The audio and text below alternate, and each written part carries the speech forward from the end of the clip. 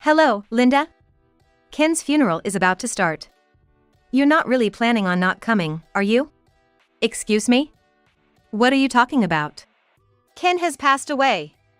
You got a call from Marissa yesterday, right? I'm coming to pick you up, so get ready. It's been 3 years since I divorced my husband. Out of the blue, I received a call from my mother-in-law, whom I hadn't been in touch with for years, telling me to attend my ex-husband's funeral. Logically, it makes no sense to invite an ex-wife to her former husband's funeral after several years have passed.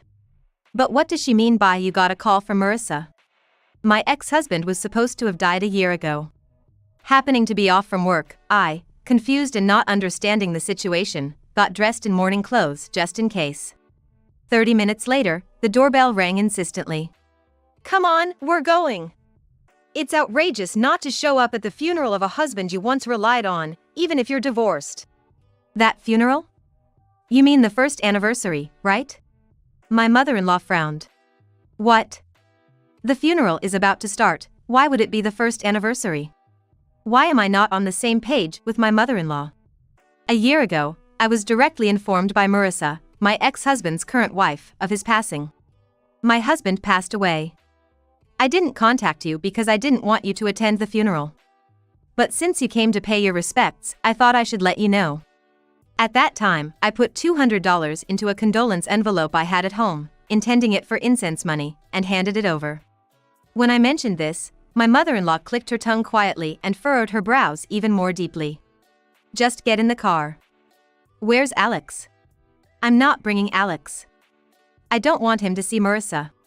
Without saying anything more, my mother-in-law put me in the passenger seat and headed straight for the funeral home. With the early passing of my ex-husband as the starting point, I was clueless about what was happening, yet I was being dragged into an unimaginable situation. I'm Linda, 35 years old. A single mother with a 3-year-old son. Supported by my parents, I live at home and work as an office worker at a local real estate management company. Now, I find the lively and enjoyable child rearing at my parents' home fulfilling, but when my husband demanded a divorce 3 years ago, I felt as though my world had ended.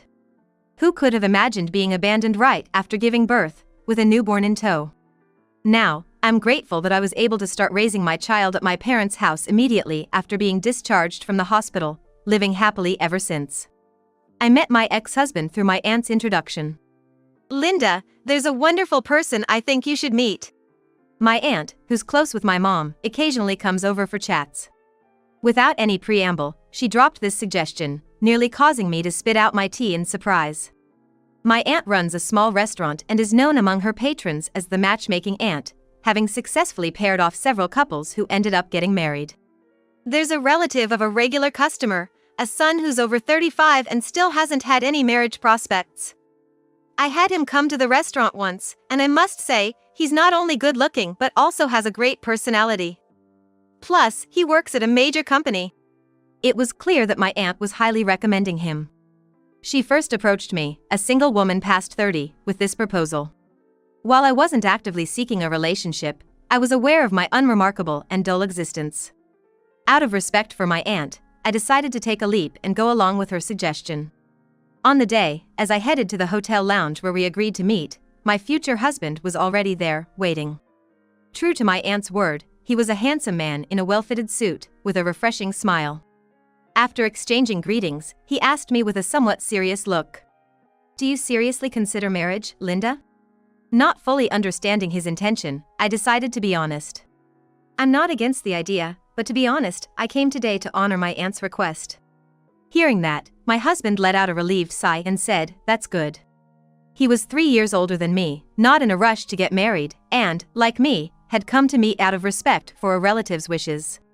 Perhaps freed from the pressure of matchmaking, we both relaxed, and conversation flowed naturally between us. Maybe that was a good sign. It's strange how fate works. 2 people with no initial intention of marrying ended up getting married within a year. From the beginning of our marriage, my husband's work kept him busy, often coming home late at night. I hadn't dreamed of a sweet honeymoon phase, but it felt lonely starting our life together with him rarely around. I'm sorry it's like this even though we're newlyweds. I believe this is a critical time for me to work hard, so I hope you can bear with it. I'll let you know on the days I can come home. so don't worry about preparing meals for me otherwise. I don't have experience working in a large corporation, but according to him, socializing is crucial for advancement. I understand. But don't overdo it, okay? Yeah. Thank you. The loneliness I felt during the weekdays initially soon became normal, and I found myself getting used to it after just a month. Not having to rush home from work to prepare dinner was a relief. Moreover, my husband made sure to be home on weekends, valuing our time together by going out or dining together. Our relationship with my in-laws was, for better or worse, almost non-existent. You're married and a separate household now, so you two should make your decisions. From our initial greeting, my in-laws were indifferent and never interfered in our affairs. In a way, I think our marriage started off smoothly. Nearly a year into our marriage, I found out I was pregnant. I'm happy, my husband said, but his demeanor became more distant as days passed. As my pregnancy progressed, he started to spend weekends away from home, leaving me alone more frequently. The severe morning sickness and quitting my job due to the pregnancy were significant factors. Hey, let's go look at baby stuff soon. We need to start getting ready. I've got something on this weekend. You go ahead. Pick whatever you like. Perhaps it was the hormonal changes making me emotionally unstable. But every time he said things like that, I felt a surge of sadness. Hey! This is your child too? Let's think about this together. Come on.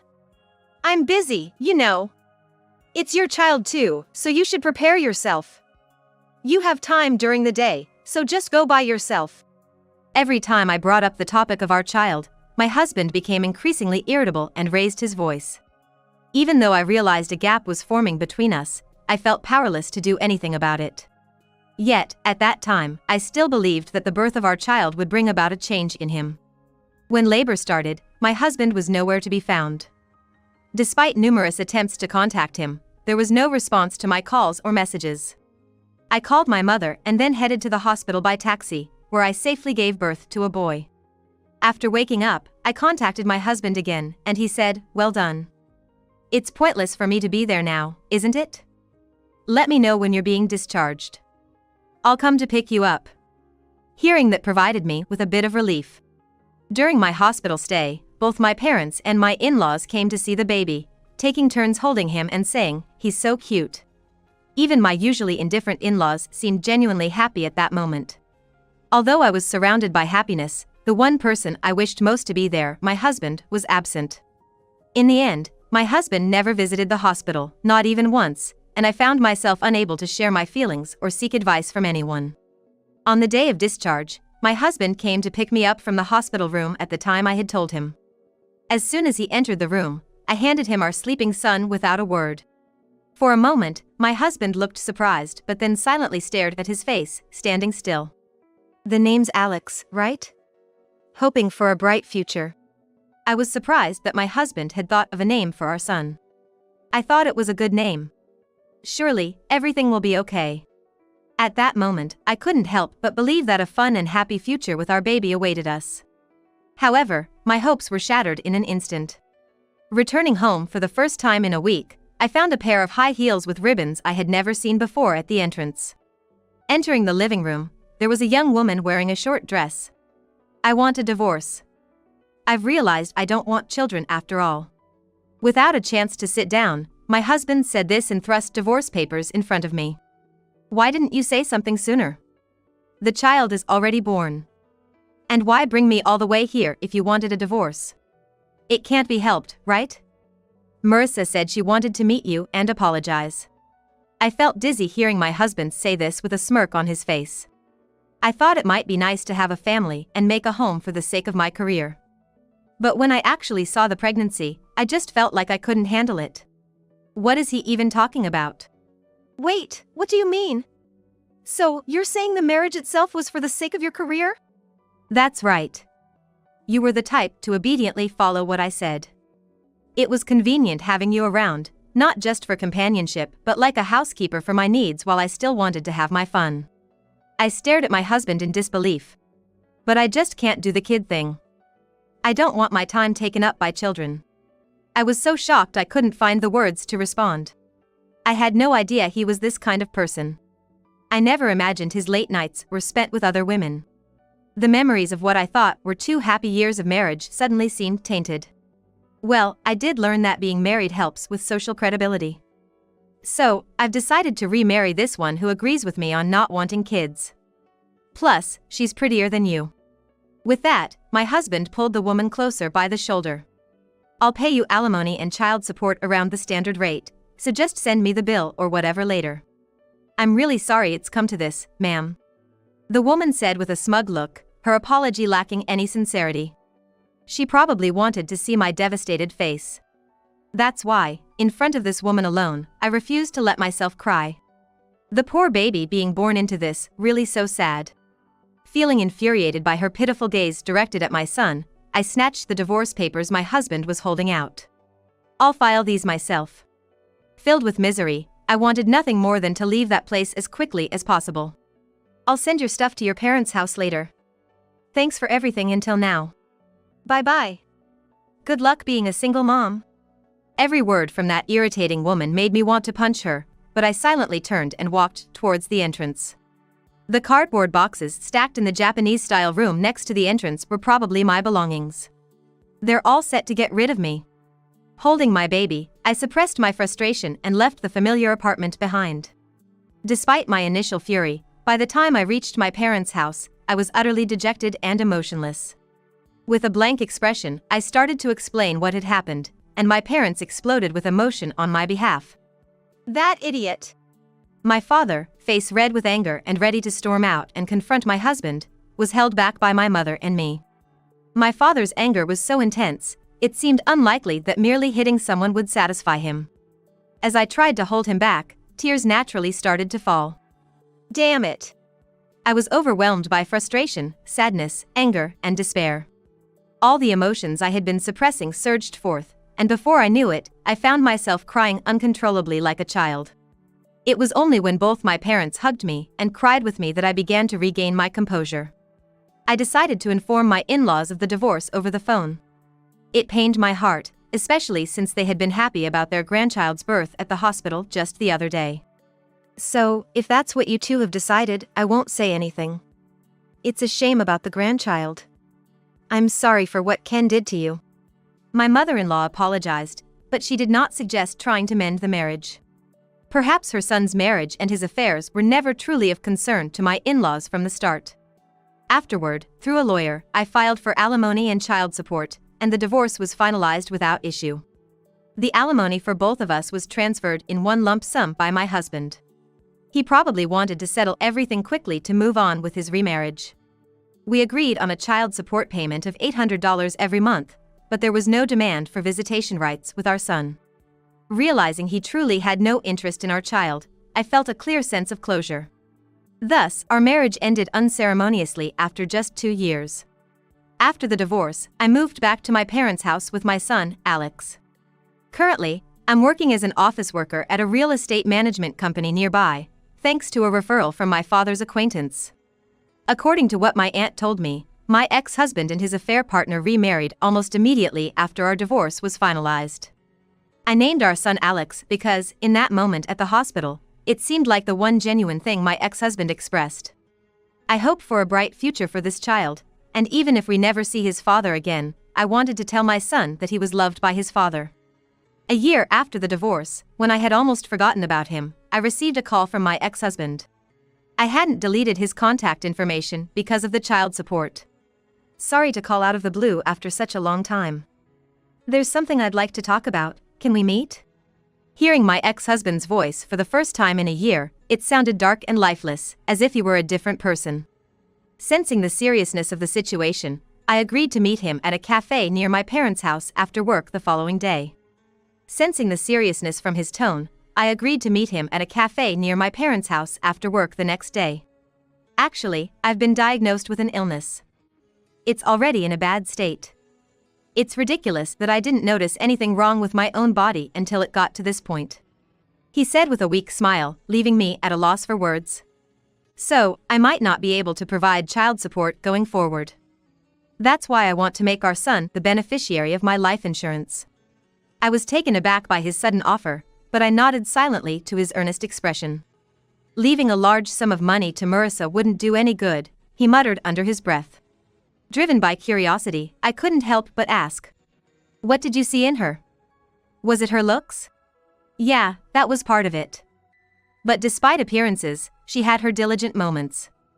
She seemed to understand what men wanted, knew how to reach out where it itched. Though, now I realize that was just her way of snagging a man. Somehow, his response made sense to me. I had never believed he was someone to marry solely based on appearances. But from the way he spoke, it seemed Marissa had outplayed him. Facing death, I've finally had the chance to reflect on my pointless life. The only thing of value I ever did was marrying you and bringing our child into this world. In the quiet cafe, only the sound of him sniffing echoed. I did something terrible to you back then. I'm an idiot for not realizing it until it came to this. I'm truly sorry. This is the only way I can make amends now. I could feel the sincerity in my husband's words. All right. Make Alex the beneficiary. He's named Alex? When I nodded, my husband, unconcerned about the onlookers, began to cry out loud. I felt a slight relief knowing that he indeed had a heart. Later, we met again to sign and stamp the documents as the legal guardian. While I pitied my husband, I also thought it was divine retribution and felt he deserved it, even at that moment. Half a year later, he informed me that he was going to be hospitalized. A few days after, I decided to take this as a final goodbye and went to visit him with our son, thinking it might be the last time. My husband was significantly more emaciated than when I last saw him, but he smiled upon seeing Alex. You've grown so much, Alex. Thanks to being taken around by his grandparents, Alex, who wasn't shy around strangers, smiled back at my husband. I'm really sorry. Such a cute kid. I was truly an idiot. It's my karma. As my husband cried, his face scrunched up, Alex gently patted him, comforting him. If only he had realized what was truly important sooner, my husband might have found happiness. Watching the two of them, the hatred I had for my husband seemed to disappear. However, as I left the hospital room and was descending to the first floor in the elevator, I encountered the last person I wanted to see. Hey! Why are you here? Marissa was there, wearing those ribbon-adorned high heels I remembered, and the humiliation I felt back then resurfaced from the depths of my heart. I was informed. So, I came to see my son for the last time. Marissa glared at me and Alex with disgust. Even though you were dumped? Don't you ever come back? If you do, I won't let it go. With those parting words, she boarded the elevator we had just exited and went back up. Although it was infuriating, I understood that it wouldn't feel good for an ex-wife and her child to visit unexpectedly. After that incident, I never went to the hospital again, nor did I intend to see them. But then, 3 months later, Marissa unexpectedly showed up at my parents' house. Sorry for the sudden visit. My husband passed away. I didn't contact you because I didn't want you at the funeral. But since you came to visit him, I thought I should let you know. Is that so? My condolences. Thank you for letting me know. Even though I had braced myself for it, the news of my once beloved husband's death weighed heavily on me. From now on, please don't contact me or my in-laws again. I never want to see your face again. Yes, of course. Oh, just one moment, please. I went inside and put $200 into a condolence envelope from a drawer, then handed it to Marissa. Please use this for flowers. Marissa's face twisted sourly for a moment, but after receiving the envelope, she bowed slightly and left. I thought this marked the complete end of my relationship with my husband. However, a year later, a call from my former mother-in-law entangled us in an unimaginable situation. The phone rang on a day when I was home alone, enjoying my day off. Hello, is this Linda? Ken's funeral is about to start. You surely don't plan on not coming, do you? Excuse me? What are you talking about? Ken has passed away. You were contacted by Marissa yesterday, weren't you? I'm coming to pick you up, so be ready and wait at the entrance. 3 years had passed since my divorce from my husband. The sudden call from my mother-in-law, with whom I hadn't been in contact, took me by surprise. Moreover, my ex-husband was supposed to have died a year ago. Confused, I nevertheless changed into morning clothes and prepared to leave. 30 minutes later, the doorbell rang incessantly. Come on, we're going. It's outrageous not to attend the funeral of a husband who treated you well, even if you're divorced. That funeral? You mean the first anniversary, right? My mother-in-law frowned. What? The funeral is about to start. Why would it be the first anniversary? Why isn't our conversation aligning? A year ago, Marissa, my ex-husband's current wife, had personally informed me of his death. I had even handed over a condolence envelope with $200 in it. When I mentioned this, my mother-in-law clicked her tongue quietly and her frown deepened. Just get in the car. Where's Alex? Alex isn't coming. I don't want him to see Marissa. Without saying anything more, my mother-in-law put me in the passenger seat and we headed straight for the funeral home. Logically, it's strange to invite an ex-wife who has been separated for several years to a funeral. Between my mother-in-law and Marissa, whose story was true. Caught in this unbelievable scenario, I was desperate to know the truth. Upon arriving at the funeral home, a monk had just begun the chanting. The funeral hall was small, indicating a service only for close family members. My husband's portrait was displayed on the altar. It indeed appeared to be my husband's funeral today. Feeling as if I'd been caught in an absurd twist, I couldn't help but let out a wry smile. The funeral proceeded without issue, and as we waited for the departure of the hearse, Marissa approached me aggressively. Hey! Why are you here? Didn't I tell you never to show your face again? Why are you attending without being invited? As always, Marissa's way of speaking was infuriating. I was the one who called her. Didn't I tell you that I would contact Linda?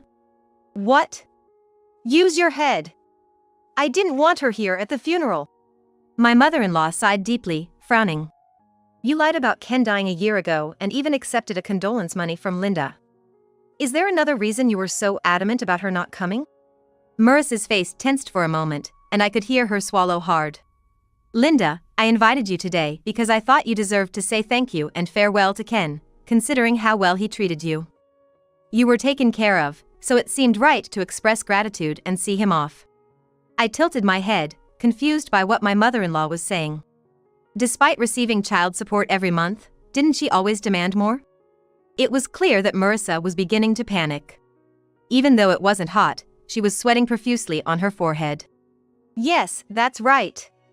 Since she was getting child support from him every month, she should pay her respects properly. But look, the funeral is over now, so you can go home. We'll say our goodbyes with just the family now. Come on, it's time for you to leave. Marissa, while making insistent gestures, tried to hurry me out by pushing on my back. Her actions were so unnatural that I started to understand the meaning behind my mother-in-law's frowns and sking. She must have been suspecting Marissa all along. I shrugged off Marissa's hand and turned squarely to face my mother-in-law. What? Additional child support? I haven't received anything beyond the agreed amount. I haven't been in contact with him for a long time. My mother-in-law's expression turned thunderous in an instant. So, you've been deceiving us all along. You complained about Linda's demands being too high, so I've been sending you $1,000 every month, and you've been pocketing all of it. I never imagined Marissa was exploiting me to extort money from my in-laws. Cornered by the stares from my mother-in-law and me, Marissa, realizing she couldn't make excuses, defiantly started to lash out. It's not my fault. He earned a lot but never let me spend freely. And it seems he had other women until he fell ill. I'm the one who was deceived. My husband did have a good salary from his job at a large corporation, but even when we were married, he only gave me a fixed monthly allowance. I never struggled financially, but his infidelity was undeniable. You could have lived comfortably without your extravagance, couldn't you? Ken said you were a useless money pit. Apparently, you hardly did any housework and spent your time gallivanting around. Ah, enough. Be quiet. It's his fault for not letting me have freedom. It's only natural for you in-laws to support me when your daughter-in-law is struggling. Finally, Marissa's true feelings came out. His inheritance rightfully belongs to me, his wife. Now I can finally have my freedom. So don't just invite his ex-wife as you please. The reason Marissa didn't want me at the funeral was all about the inheritance. For Marissa, the idea of my son, my husband's legitimate child, receiving any inheritance was something she desperately wanted to avoid. The relatives waiting for the departure of the hearse were frowning and whispering among themselves. Hearing the commotion, my father-in-law came over and apologized to me. "I'm sorry you got dragged into this mess. I'll get in touch on another day, so it's okay for you to head home now. Thank you for coming." Turning my back on the still arguing mother-in-law and Marissa, I left without waiting for the hearse to depart, feeling entangled in an unfortunate situation. I hoped this would be the end, but I couldn't shake off a bad feeling. Unfortunately, my intuition would prove correct in the coming months. Nearly 3 months later, something unthinkable happened. It was a holiday, and we had gone to a large park with a packed lunch. The park, essentially a vast forest, was bustling with families and couples. Alex, now 3 years old, was energetically tireless, with my parents and me taking turns keeping up with his play. While my dad and I were lying on the leisure sheet, my mom, who had gone with Alex to the playground, came back panicked. "Alex is missing! Hurry up! Alex is gone!" Alarmed by her frantic demeanor, we all rushed over but couldn't find Alex around the slide where he had been playing. He slid down once and went back up to slide again, so I waited below. But he never came back down. The large athletic-style slide was crowded with children that day, with kids disappearing inside momentarily. Instead of focusing on the slide, I expanded my view and scanned the surroundings again. Then, I spotted Alex's yellow hat as he was walking along a path beyond the playground. It appeared he was being led by a woman I didn't recognize. "Alex!" Hearing my shout, Alex stopped and looked back, and at that moment, the woman holding his hand started to run with him in her arms. "Wait!" Before I could start running, my father, who jogs as a hobby, had already sprinted ahead. My heart raced with fear, making it hard to run as I wanted.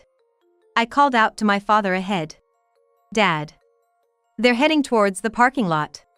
My father increased his speed and shouted for help. "Someone.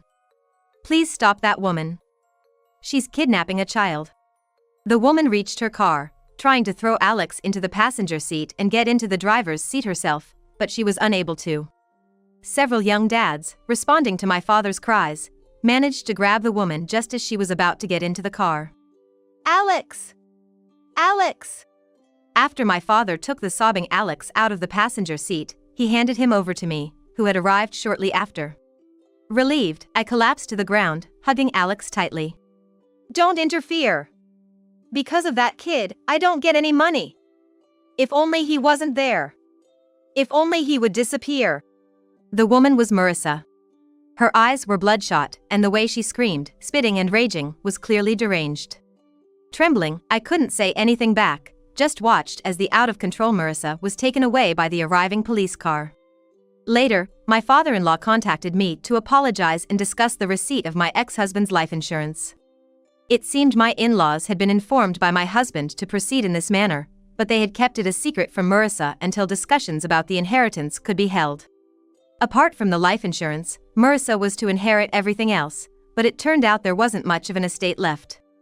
The substantial alimony paid out for our divorce 3 years prior and the expenses for his illness had left little money. However, there wasn't just one insurance policy, and Marissa must have received a significant sum, at least in the hundreds of thousands. Marissa had been splurging on young hosts, you see. She's always been reckless with money, and it seems she had a considerable amount of debt. She likely used the inheritance to pay off her debts, but it's unclear if she managed to settle them all. My father-in-law sighed deeply, sounding exasperated. More than anything, she couldn't stand knowing the amount of insurance money left for Alex. The insurance money my husband left to Alex was $400,000. It seems Marissa naively believed that if the beneficiary, Alex, were to pass away, the insurance money would automatically go to her. Items such as adhesive tape, rope, and a knife were found in Marissa's car, and during police interrogation, she reportedly confessed to planning to kidnap and kill Alex. Recalling Marissa's deranged look at that moment sends shivers down my spine even now. Perhaps their overbearing love swung from excessive interference to non-interference. We interfered too much in Ken's life out of love, it seems. Our relationship worsened around the time he went to college. So, we learned to keep our opinions to ourselves and respect the decisions of our adult son, they said. Perhaps their overbearing love swung from excessive interference to non-interference. But we should have been there for Alex. We should have supported you more. I'm truly sorry. Finally, my mother-in-law added. Alex was the name of Ken's childhood friend, from a family that respected his own decisions, unlike ours. He's fulfilling his childhood dream of being a pilot now. She dabbed her nose with a handkerchief. So, I think Ken wanted Alex to have a life like his friends. Thank you for keeping the name my son suggested for our grandson. There's no doubt that the moment my husband first held our child, he wished for a happy future for him. Just knowing that was more than enough for me. While I can't forgive what my husband did, I no longer harbor any hatred towards him. Considering the future, our family has decided to move to my mother's hometown, which is a plane ride away. It seems Marissa won't be getting out from behind bars anytime soon, but truly, I never want to see her face again. We were dragged into an unbelievable situation, but it brought some clarity. Someday, I want to tell Alex, your dad truly wished for your happiness. Moving forward, our family of four intends to live happily, respecting each other's decisions.